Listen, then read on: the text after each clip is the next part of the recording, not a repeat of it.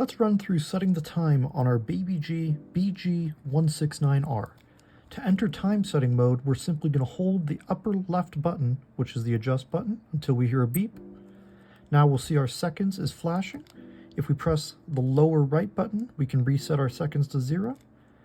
To choose the next mode, we're going to press the lower left button.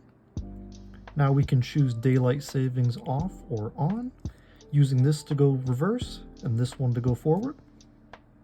If we press mode again, we get to choose our time zone.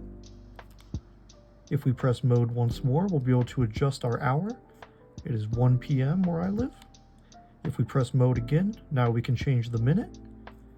36 where I live.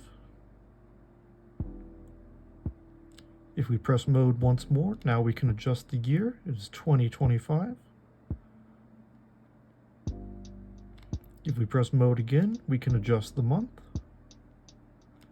And mode once more to adjust our day. And once we're done with all that, we'll simply press adjust once more. And now our time is set. Thank you guys so much for joining me in this quick time setting tutorial. I hope that it was helpful and to the point. And if you're interested in more watch related content and tutorials, please do consider subscribing.